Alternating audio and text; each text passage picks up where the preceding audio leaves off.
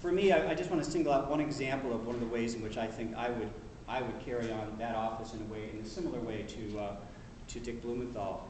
There was a case up in the northwestern corner several years ago where Sharon Hospital was closing because there was not an adequate amount of resources to keep it going. And a for-profit company decided it wanted to purchase it. And that's not typically the way we allow our hospitals to function in Connecticut. And so the community wanted to keep the hospital, the company wanted to buy it, and they reached out to the Attorney General, and he said, you know, I can do something about this. I can go out there and I can develop a special compact between the town of Sharon and the greater community and the hospital purchasers, require them to set up a foundation that helps subsidize those who couldn't afford health care in the community, and created a great compact that really serves everyone's interests. I think you could do that with that job, and I think you should do that. You should not just be the state's lawyer, you're the lawyer for the people in the state on issues that are of importance to a cross-section of a community.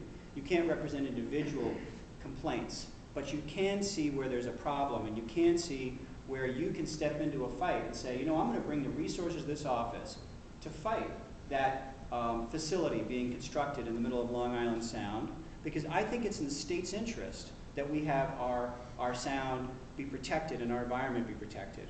And that's what you should do in that job. You help define what's important to the state and the community because you can bring the resources of your office to fight on behalf of people. That's one of the reasons I'm running for it. I've been a lawyer, I've been an advocate in proceedings. I know how to do that. I know how the legislative process works and how to be an advocate at the Capitol. And I think you want someone in that job that really understands how to make that office work on behalf of the people of Connecticut. So that's why I'm running. I'm looking forward to the rest of the campaign, and I'm looking forward to any questions you have tonight. So feel free to ask them if you have. Thank you. Usually my timing is better, but I was racing down 91 and decided with the rain, better to be 30 seconds late than not get here. So I apologize because I very much wanted to be here to introduce my friend and colleague in his race for Attorney General. Benefit of coming after Cam is that he's already told you a little bit about him. And my interaction with Cam is largely as his being chair of the Finance Committee, which I was appointed in first term and have now served on second term. And I've had an opportunity to observe Cam and his interactions with the public and with other members of the committee, including the minority members of the committee. And he always has an open mind and an ear and is available. And I think those are three traits that speak well for a member of the legislature, the chairman of the Finance Committee, but also as our Attorney General. Because I think Dick Blumenthal has done a very good job of being accessible and available, and I think that's another trait that Cam would bring to the table. So I am very wholeheartedly supporting his candidacy, and to any of you, those of you who will participate in the conventions, I would ask for your support as well. Thank you, John. Are there other questions, comments? Sir. I was at lunch about a month ago with an insurance agent from Westport, and we were talking about Dick Blumenthal. And I said, you know the thing about Dick Blumenthal? And the insurance agent held up his hand, and he stopped me, and he said, you're going to say the chimpanzee. And it was like, the guy was clairvoyant. I think Dick Blumenthal has been a very good servant of the people of Connecticut, but nobody's idea of proactive. He always gets on the issue after bad things happen in the state of Connecticut. And then it's wonderful to bring some legislation out. So I'd like to hear how, if you were Attorney General, you would take a proactive stance towards making this a better place to live. That's a very good question, and I will tell you that I think one of the things I would do, and I'm not going to criticize his handling of the office for many reasons. Among them, that I don't really know how he chose the issues to get involved in, and I don't know how he focused his time. But my inclination, it always has been, pick a few things and really do them well and dig in at a deep level. Understand them, master them, and make a difference in those areas. I couldn't be involved in 15 or 20 things and be effective at it. So one of the things that I would do first is I would try to determine what are the most significant areas that I can focus the office's resources on. I mean, obviously, the office represents the state, councils, state agencies, and day to day, I would be very interested in knowing how they do that to keep the state out of trouble. You talk about being proactive.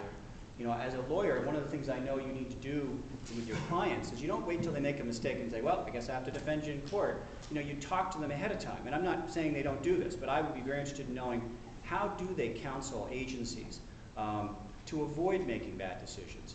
How do they, you know, how do the assistant attorneys general generally interact with every agency they work for and the lawyers that work inside those agencies? I have a lot of questions about that. So I think first, you have to be proactive as the lawyer for the state and make sure that all of the attorneys general that work for you recognize their job on the front end is to avoid problems and to counsel the agencies ahead of time. As far as issues, I know that they have a pretty good division of healthcare lawyers because I talk to them a fair amount in my practice. They get an awful lot of information in about what the issues are. And you know, I think the way you do it is you decide, before something is in the news, you say, well, what are a number of people calling about? We have 100 people complaining that, I'll give you an example. Last week I was in St. Louis. I still have to work. I mean, I can't avoid my law firm, even though I've tried to stay a little bit away from it in campaign. But last week I was in a mediation in St. Louis representing the American College of Emergency Physicians. And they're unhappy with WellPoint that owns Anthem here in Connecticut because WellPoint won't pay them when they do an EKG or an X-ray on a patient who comes into the emergency room with chest pain.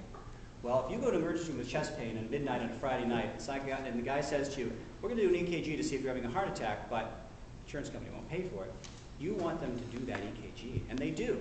But it's a real problem for that because insurers, some pay, some don't pay, and that puts pressure on them to do different types of examinations. If I were to identify in Connecticut a situation where there was a particular type of intervention that was being discouraged and was affecting public health, I would proactively take that on. I would reach out to the insurance company. I would get lawyers in a room and say, on what basis can we go after them if they don't change this policy? And define, once you have a sense of what's happening, what the right role of the state is in taking on a fight.